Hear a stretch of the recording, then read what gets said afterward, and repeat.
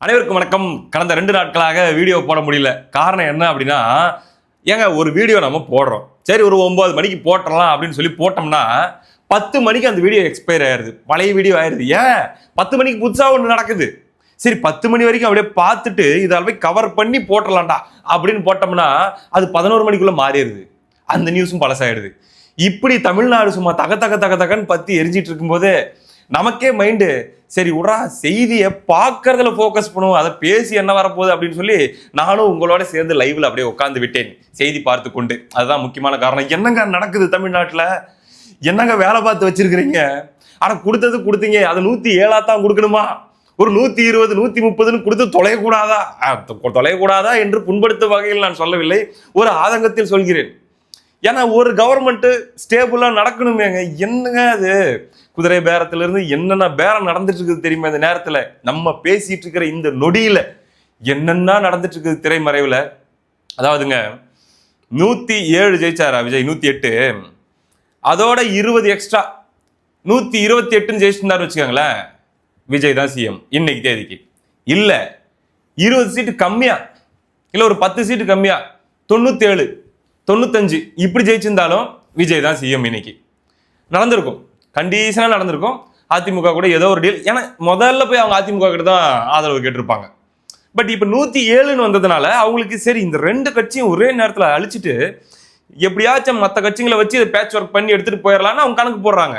இந்த கேம்பிளிங்குள்ள அவங்க போறாங்க. நான் நெகட்டிவான வேர்ட்ஸ் யூஸ் பண்ணலீங்க, அந்த தாட் ப்ராசஸ் நான் சொல்றேன். அப்படின் போது பார்த்தா இப்ப டிஎம்கே என்ன பண்றாங்க, ஒட்டுமொத்த கிரிப்பையும் பிடிச்சி இழுத்து பிடிக்கிறாங்க. விசிகேவும் காங்கிரஸும், சாரி காங்கிரஸ் போயிட்டாங்க விட்டுருங்க, அவங்கள தான் 2 நாளா கழுவி ஊத்திட்டு இருக்காங்களே. துரோகிகளா, முதுகுல குத்திட்டீங்களாடா, நல்லா இருப்பீங்களா நீங்க, இந்திய அளவுல உங்களை அழிக்கிறது தாண்டா எங்களுடைய வேலை, எங்க தலைவர் முகத்தை பாடுறா, எப்படா துரோகம் பண்ண மனசு வச்சுட்டு பதிலுக்கு அவங்க ஏதாவது பேசிட்டு இருக்காங்க. ஓகே, அவங்க போய் செட்டில் ஆயிட்டாங்க 5. இப்ப விசிகேவையும் 2 கம்யூனிஸ்டுகளையும் பயங்கரமா கில்ட் ட்ரிப் பண்ணிட்டு இருக்காங்க. என்னது, கூட்டணி கட்சிகளுக்கெல்லாம் துரோகம் செய்துவிட்டு நம்மளுடைய அணிக்கு, நம்முடைய மதசார்பற்ற கூட்டணிக்கு துரோகம் செஞ்சுட்டு காங்கிரஸ் பாருங்க ஓடுகாலி காங்கிரஸ் ஓடி போச்சு, நீங்க நல்லவர் தோழர், தங்கமான மனுஷன், உங்களுக்கும் சேர்த்து துரோகம் பண்ணிட்டு அவங்க போயிட்டாங்க. சிபிஎம் சிபிஐ தோழர்களே, நீங்க எவ்வளவு அருமையான ஆளுங்க, உங்களுக்கும் துரோகம் பண்ணிட்டு அவங்க போயிட்டாங்க, அதனால நம்ம எல்லாருக்கும் துரோகம் பண்ணிட்டு அவங்க போயிட்டாங்க அப்படின்னு சொல்லி தீர்மானம் நிறைவேற்றிருக்கிறாங்க. இப்படி பண்ணா என்ன ஆகும், ஐயோ அப்படி போறது அதுக்கு பேர் இவ்வளவு பெரிய துரோகம்னா பேசுவாங்க. 2 எம்பி வேற நம்ம வேற இவங்க கூட சேர்ந்து தான் ஜெயிச்சாங்க, அமுச்சு வச்சிருக்கிறோம், துவைச்சிருவாங்களோ நம்மள அப்படிங்கிற மாதிரி இவங்களுக்கு ஒரு குழப்பம். ஆனா எதிர்கால நலன்னு ஒண்ணு பார்க்க வேண்டியது இருக்குது. இன்னைக்கு விஜய் இருக்கிற உயரத்துக்கு எங்க கண்ணு கெட்டிய தூரம் வரை எதிரிகள் இல்லை அப்படிங்கிற மாதிரியான இடத்துல உட்காந்துருக்காரு. ரீஎலெக்ஷன்லாம் நடந்தா என்ன ஆகும் கற்பனை பண்ணி பாருங்க. என்ன ஆகும்னே சொல்ல முடியாது. இன்னைக்கு இருக்கிற சினாரியோ நான் சொல்றேன். 1 வருஷத்துல என்ன வேணா மாறலாம், 2 வருஷத்துல என்ன வேணா மாறலாம், அதெல்லாம் சொல்ல வரல. இன்னைக்கு இருக்கிற வேவ், அந்த சிம்பத்தி வேவும் சேர்ந்து இருக்கும் போது ரீஎலெக்ஷன்லாம் நடந்தா என்ன ஆகும், டிஎம்கே ஏடிஎம்கே தனியா வர அப்படி இருக்கக்கூடிய சூழல்ல இன்னைக்கு அந்த முக்கியமான முடிவை விசிகேவும் கம்யூனிஸ்டுகளும் எடுக்க போவதாக நம்ம தெரிஞ்சுக்கிறோம். என்ன அந்த முக்கியமான முடிவாக இருக்க முடியும்னா 50-50 வச்சுக்கலாம். டிவிகேக்கு ஆதரவு கொடுத்து விஜய் சிஎம் ஆக்குறது, அல்லது இல்ல நாங்க எங்களுடைய கூட்டணியிலே நாங்க தொடர்றோம், துரோகம் பண்ண விரும்பல அப்படின்னு சொல்லி இங்க நிக்கிறது. என்னுடைய தனிப்பட்ட கருத்து, என்னுடைய பர்சனல் சாய்ஸ் என்ன அப்படின்னா, கொடுத்துருங்கன்னு சொல்றேன்.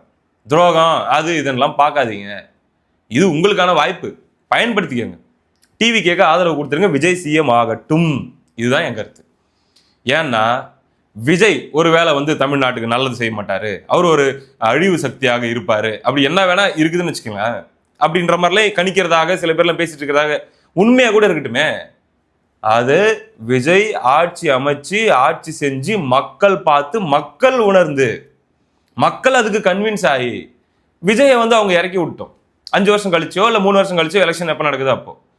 ஆனா விஜயை நீங்க உட்காரவே விடாம நீங்க என்னதான் பாத்தீங்கன்னா நீங்க மாற்று ஏற்பாடுகள் பண்ணாலும் அது விஜய் அவர்களை இன்னும் இன்னும் இன்னும் மேலதான் அந்த வேவ் அப்படிங்கறத எடுத்துட்டு போகும். நம்ம புரிஞ்சுக்கிற புரிதல் அடிப்படையில் சொல்றேன்.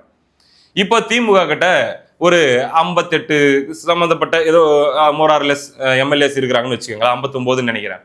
ஏடிஎம்கே கிட்ட ஒரு 47 இருக்காங்க அப்படின்னா, நீங்க அந்த 5 வருஷத்துக்கு 47 தொகுதி உங்ககிட்ட இருக்குல்ல, 59 தொகுதி உங்ககிட்ட இருக்குல்ல, ஒரு 5 வருஷம் பண்ணுங்கப்பா. எம்எல்ஏவா இருந்து அந்த தொகுதிக்கு பெஸ்ட் பண்ணுங்க, ஆக்கப்பூர்வமான எதிர்கட்சியா செயல்படுங்க, அள்ளி கொடுங்க, உங்க தொகுதிகளுக்கு நல்லது பண்ணுங்க.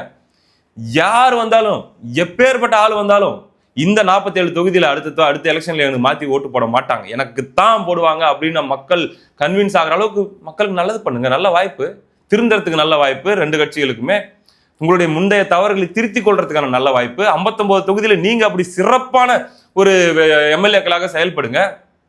விஜய் ஆட்சியில் உட்காரட்டும், விஜய் ஆட்சியில் உட்காந்து தப்பு பண்ணட்டும், எதிர்கட்சிகளாக நின்று அவங்கள பயங்கரமா கேள்வி கேளுங்க, பயங்கரமா அவங்களுக்கு எதிரான விமர்சனத்தை பண்ணுங்க, அரசியல் பண்ணுங்க. நாமளும் பொதுமக்களில் ஒருவராக, இந்த மீடியாவில் உட்காந்துட்டு இருக்கிறவங்கள ஒருவராக, விஜய் ஆட்சியில தப்பு நடக்குதுன்னா அந்த தவறை நம்ம தட்டி கேட்போம், கொஞ்சம் கூட காம்ப்ரமைஸே இல்லாம கேள்வி கேட்போம், அப்படி செய்வோம். அதையும் மீறி அடுத்த 5 வருஷத்துக்கு இந்த 5 வருஷத்துக்கு அப்புறமும் விஜயவே தேர்ந்தெடுக்கிறாங்கன்னா அந்த தீர்ப்பையும் ஏத்துக்கணும். இதுதான் ரியாலிட்டி. அப்படி இல்ல, அவர் உண்மையிலேயே நல்ல ஆட்சி கொடுக்கல, ரொம்ப ஒரு மோசமான காட்டாட்சி தர்பார் நடந்துருச்சு அப்படின்னா மக்கள் கிட்ட போய் மக்களை கன்வின்ஸ் பண்ணி அடுத்த தேர்தலில் விஜயை தோக்கடிங்க. இதுதான் சரியா இருக்கும். அதை விட்டுட்டு இப்ப நான் பாத்தீங்கன்னா இவ்வளவு நேரம் பேசிட்டு இருந்தது என்னுடைய ஸ்டாண்டுங்க. ஆனா என்னுடைய ஸ்டாண்ட் அப்படிங்கிறத தாண்டி அரசியல் பார்வை, இப்ப இவங்கவங்க என்னென்ன யோசிக்கிறாங்க, இவங்கவங்களுடைய ஃபியர் என்ன அப்படின்னு பார்க்க வேண்டிய டிபார்ட்மெண்ட் ரொம்ப பெருசா இருக்குது, கணக்குகள் இருக்குது. ஸோ கணக்கு ரீதியான விவாதத்துக்குள்ள நம்ம போவோம். இப்ப சொல்லிடுறேன், இதுக்கு மேல நான் சொல்றது என் ஸ்டாண்டு கிடையாது, இவங்கவங்க என்னென்ன யோசிக்கிறாங்க அப்படிங்கிறது. முதல் விஷயம் என்ன தெரியுமா, இப்ப முதல்ல அதிமுக எங்க ஹை லெவல்ல ட்ரிகர் ஆகுறாங்க அப்படின்னா, விஜய் அவர்கள் 107 எம்எல்ஏ இருக்குது, ஓகே, ஒரு ஸ்டேபிளான 5 வருஷம் கவர்மெண்ட் நடத்தணும் அப்படின்னா அதிமுகவுடைய ஆதரவுங்கிறது தான் இருக்கிறதுல பெஸ்ட் ஆப்ஷனா இருக்கும். அப்படின்ற பட்சத்தில் பிஜேபியை கழட்டி விட்டுட்டு எங்களோட வந்துருங்க, நம்ம சேர்ந்து ஒரு கவர்மெண்ட் ஃபார்ம் பண்ணுவோம், கூட்டணி ஆட்சி அமைப்போம் அப்படின்னு சொல்லி விஜய் விரும்பியிருந்தார் அப்படின்னா நேரடியாக எடப்பாடி பழனிசாமி அவர்களிடம் அவர் கடிதம் அனுப்பியிருக்க வேண்டும், அவங்களிடம் ஆதரவு கேட்டிருக்க வேண்டும். மாறாக செங்கோட்டையன் அவர்கள் மூலமாக அப்படி மூவ் பண்ணி ஏடிஎம்கேல எம்எல்ஏவா ஜெயிச்சவங்க கிட்ட பேசி அங்கிருந்து 2/3 எம்எல்ஏஸை கொண்டு வந்துட முடியுமா அப்படின்னு சொல்லி கொஞ்சம் அந்த வெற்றி மமதையில கொஞ்சம் ஓவர் கான்பிடன்ஸ்ல இவங்க ரூட் எடுக்கிறாங்க அப்படின்ற விஷயத்தை கேள்விப்பட்ட உடனே அங்க இபிஎஸ் அவர்களுடைய ஈகோ பீக்குக்கு போகுது. அப்படியா, சரி பாத்திரலாம், எந்த எல்லைக்கு வேணா நாங்களும் போறோம் அப்படின்னு சொல்லி என்ன பண்ணிட்டாங்க, அவங்க சின்னத்திலையும் அவங்களுடைய கூட்டணியிலும் ஜெயிச்ச அத்தனை எம்எல்ஏக்களையும் அவங்க ப்ரொடெக்ட் பண்ணிட்டாங்க, இழுத்து பிடிச்சிட்டாங்க. ரைட், பாத்திரலாம் அப்படின்னு இழுத்து பிடிச்சிட்டாங்க. நாங்க ஒண்ணுமே பண்ணலப்பா, டிஸ்டர்ப் பண்ணல, ப்ரூவ் பண்ணிக்க, 118 நம்பரை காமிச்சிட்டு சிஎம் ஆயிக்க அப்படின்னு சொல்லிட்டு இழுத்து பிடிச்சிட்டாங்க. இப்ப டிஎம்கேக்கு இருக்கிற மிகப்பெரிய 2 ட்ரிகரிங் பாயிண்ட் என்ன அப்படின்னா, ஸ்டாலின் அவர்களுடைய தோல்வி. ஸ்டாலின் கொளத்தூர் தொகுதியில டிவிகே கிட்ட தோத்தது அப்படிங்கிறது திமுகவால டைஜஸ்ட் பண்ணவே முடியல. நான் ஏற்கனவே சொன்னது, அந்த வழியிலிருந்து அவங்களால மீண்டு வரவே முடியல. அப்போ எந்த எல்லைக்கு வேணாலும் போய் விஜய் அவர்களை சிஎம் சீட்ல உட்கார விடாம தடுக்கணும்னு சொல்லி திமுக யோசிக்குது. அதை விட முக்கியமான ட்ரிகரிங் பாயிண்ட் என்ன அப்படின்னா, அதாவது காங்கிரஸ் பண்ண இந்த செயல், இங்கிருந்து அங்க ஜம்ப் அடிச்சு போய் அங்க உட்காந்துட்டாங்க அப்படின்னும் போது வெறி ஆகுறாங்க. இவங்களையும் சேர்த்து பவர் அப்படிங்கிறத டேஸ்ட் பண்ண விடாம நம்ம பார்க்கணும். அப்ப எந்த எல்லைக்கு வேணா நம்ம போகலாம் அப்படிங்கிற ஒரு இடத்துல அவங்க என்ன பண்றாங்க, அவங்க எம்எல்ஏஸ் எல்லாரையும் இழுத்து பிடிச்சிட்டு கூடவே விசிக, கம்யூனிஸ்ட், ஐயுஎம்எல் இவங்க எல்லாரையும் சேர்த்து கிரிப்பா இப்ப வரைக்கும் பிடிச்சிட்டு இருக்கிறாங்க. ஒன்றும் பண்ண வேணாம், அமைதியா இருங்க, ப்ரூஃப் பண்ணி சிஎம் ஆகிக்கிட்டோம் அப்படின்ட்டு அவங்க இழுத்து பிடிக்கிறாங்க. ஐயுஎம்எல் ஓப்பனாகவே சொல்லிட்டாங்க, ஸ்டாலின் சொன்னார்னா நாங்கள் ஆதரவு கொடுப்போம், இல்லை ஆதரவுலாம் கொடுக்க வேணான்னு சொல்லிட்டாருன்னா நாங்கள் கொடுக்க மாட்டோம்னு ஓப்பனாக சொல்லிட்டாங்க. இதுக்கு மேலே அவங்க ஆதரவு கொடுத்தா அதோட கேவலம் வேறு எதுவும் இல்லை.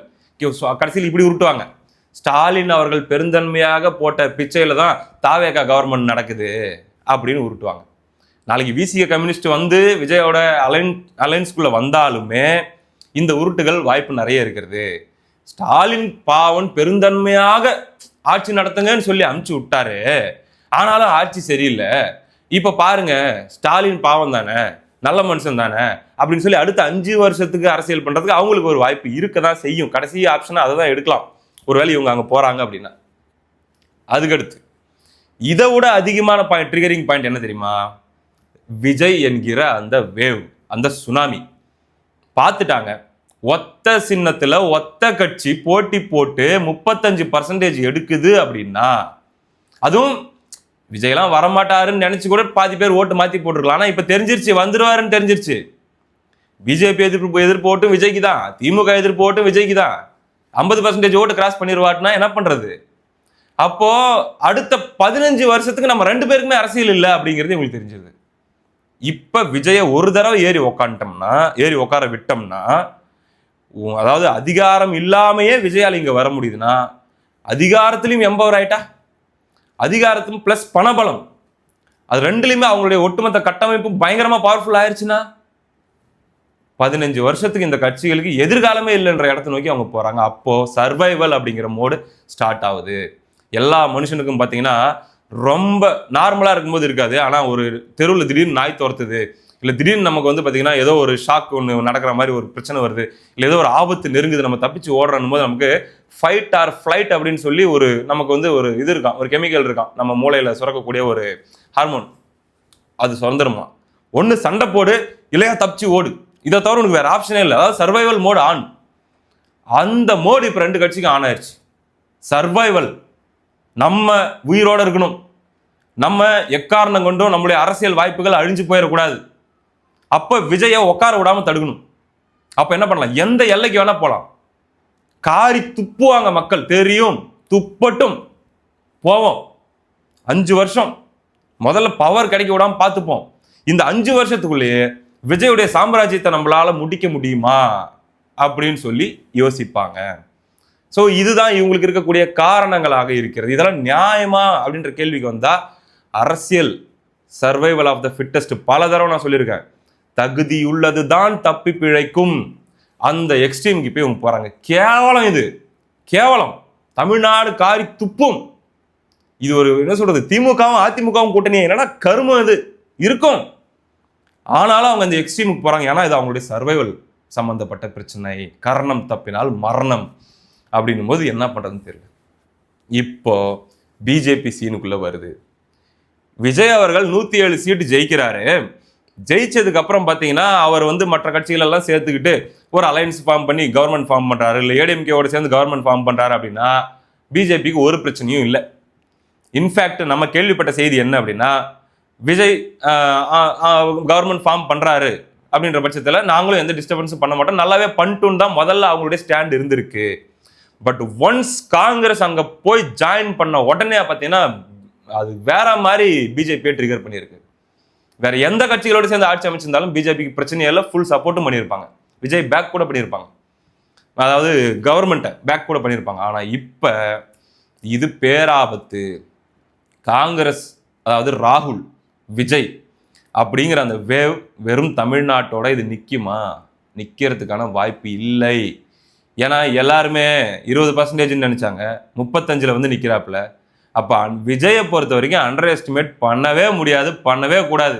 நாளைக்கு இந்தியா லெவலில் கூட மிகப்பெரிய வேவை இவங்களால ஏற்படுத்த முடியலாம், வாய்ப்பு இருக்கு அப்படிங்கிற அந்த அலர்ட்னஸ் பிஜேபிக்கு வந்த உடனே தான் இப்போ அவங்களும் இந்த 5 வருஷத்துக்குள்ள அதிகாரம் மட்டும் டிவிகே கைக்கு வராம தடுத்துட்டா எந்த எல்லைக்கு வேணா போயிட்டு டிவிகே உடைய அதை கட்டுப்படுத்தலாம், அவங்கள வந்து மீண்டும் வரவிடாம எப்படி நிறுத்தலாம் அப்படிங்கிற அந்த பீக் லெவல் அலர்ட் மோட்ல இப்போ அவங்களும் வந்துட்டாங்க. இப்படி நிற்கிறாங்க டிஎம்கே, ஏடிஎம்கே, பிஜேபி. உங்களுக்கு புரிஞ்சிருச்சு இல்லையா சினாரியோ? இந்தியா லெவலில் விஜய் வளர்ந்துடக்கூடாது அல்லது விஜய் ஜெயிச்சிடக்கூடாது அப்படிங்கிறதுக்கான காரணங்கள் அவங்கவுங்களுக்கு ஒன்று மிக ஸ்ட்ராங்காக இருக்கிறது. என்னை பொறுத்த வரைக்கும் டாக்டிக்கலாக காங்கிரஸை உள்ள சேர்த்தது அப்படிங்கிறது ஒரு தமிழனாக எனக்கு மிகப்பெரிய அதிருப்தி, மிகப்பெரிய கோபம் இருக்குது. இனப்படுகொலைக்கு காரணமான காங்கிரஸோடு விஜய் கூட்டணி வச்சது என்பது என்னை பொறுத்த வரைக்கும் தமிழினத்துக்கு செய்த துரோகம், அதுல மாற்று கருத்து இல்லை. வேற என்ன ஆல்டர்னேட்டிவ் வேணா பண்ணி கவர்மெண்ட் ஃபார்ம் பண்ணி இருந்திருக்கலாம், நல்லா இருந்திருக்கும், நான் சந்தோஷப்பட்டிருப்பேன். ஆனா இதை என்னால ஏத்துக்கவே முடியாது. காங்கிரஸ் அழித்து ஒழிக்கப்பட வேண்டிய ஒரு நச்சு சக்தி. காங்கிரஸ் பிஜேபி இல்லாத எந்த அலைன்ஸ் வேணா ஃபார்ம் பண்ணி விஜய் ஜெயிச்சிருந்தா நான் சந்தோஷப்பட்டிருப்பேன். இதுதான் விஷயம். அப்படின்னும் போது இப்போ விஜய்க்கு டாஸ்க் இன்னும் பெருசாகுது, ரொம்ப பெருசாகுது. காங்கிரஸ் ஒரு கட்சி கூட இருக்குது, அதிகாரம் இல்லாத கட்சி. ஆனா எதிரில் ஜெயின்ஸ் நிற்கிறாங்க. இவங்களுக்கு எதிரான அரசியலை 5 ஆண்டுகள் பண்ணணும். சிஎம் சீட்ல உக்காந்துட்டா ஒரு கணக்கு, உக்காந்தாலும் தீச்சிருவாங்க. அதாவது நான் சொல்றது என்ன சொல்றது, ப்ரெஷர் கொடுத்து வேற மாதிரி ஆக்கிடுவாங்க. ஏன்னா 120 தான், அந்த 118 தான் அப்படின்ற பார்டர்லயே நிற்கும் போது என்ன ஆகும் அப்படின்னா, எப்ப வேணா, ஏன்னா இவங்க தான் இங்கிருந்து போனாலும் ஸ்டாலின் சொல்லி போனாங்கன்ற மாதிரி தானே இருக்கும் விசிகே கம்யூனிஸ்ட்லாம். எப்ப வேணா அந்த ஆட்சியை கவிக்கிற சம்பவம் நடக்கலாம், அதே மாதிரி விஜய் மீது பயங்கரமான ஆன்டி இன்கம்பன்சி வர்றதுக்கான எல்லா சாத்தியத்தையும் உருவாக்கப்படலாம். அல்லது அவங்க கட்சியில் இருக்கிறவங்களும் தப்பு பண்ணுவாங்கல்ல, அவங்க கட்சியில் இருக்கிறவங்களும் ஏகப்பட்ட தவறுகள் எந்த ஆட்சி நடந்தாலும் நடக்கத்தானே செய்யும். அது எல்லாமே மிகப்பெரிய நரேட்டிவாக கொண்டு போகப்படும். எல்லாத்துக்கும் அப்பாற்பட்டு ஃபண்டு எந்த அளவுக்கு மத்திய அரசிலிருந்து விஜய் அவர்கள் கொடுத்துருக்கிற ஒவ்வொரு வாக்குறுதியும் சாதாரண வாக்குறுதி கிடையாது. கிட்டத்தட்ட ஒரு வருஷத்துக்கு 1 லட்சம் கோடி தேவைப்படுது அவர் சொன்னதை நிறைவேற்றணும்னா. மாதம் 2500 ரூபா மகளிருக்கு, 6 சிலிண்டரு, அனைத்து பேருந்துகளிலும் தமிழ்நாடு முழுக்க மகளிருக்கு இலவச பயணம், தாய்மாமன் சீர்திட்டம், ஒன்னொன்னு பார்த்தீங்கன்னா பண்ணுறதுக்கு வருஷம் 1 லட்சம் கோடி கிட்ட தேவைப்படுது. எங்க இருந்து பண்றது? ஸோ இப்படி இருக்கக்கூடிய சூழல்ல என்ன தீர்ப்பை, அதாவது என்ன முடிவை இந்த திமுக கூட இருக்கக்கூடிய இந்த 3 கட்சிகள் 6 எம்எல்ஏக்கள் எடுக்க போறாங்க அப்படிங்கிறது நம்ம இன்னைக்கு பார்க்க போறோம். என்ன முடிவு எடுத்தாலும் இந்த 5 ஆண்டு அரசியல் அப்படிங்கிறது நம்ம இதுவரை வாழ்க்கையில் பார்த்திராத ஒரு பயங்கரமான ஒரு அரசியலா இருக்க போகுது. அது மட்டும் உண்மை. இங்க யார் நல்லவங்க கெட்டவங்க அப்படின்ற சீனுக்கெல்லாம் இடமே கிடையாது. தகுதி உள்ளது தப்பி பிழைக்கும். யார் பயங்கரமான மாஸ்டர் லெவல் ஸ்ட்ராட்டஜி பண்ணி மாஸ்டர் லெவல்ல எடுத்துட்டு போறாங்களோ அவங்களுக்கு தான் கேம். பார்ப்போம் என்ன நடக்குது அப்படின்ட்டு.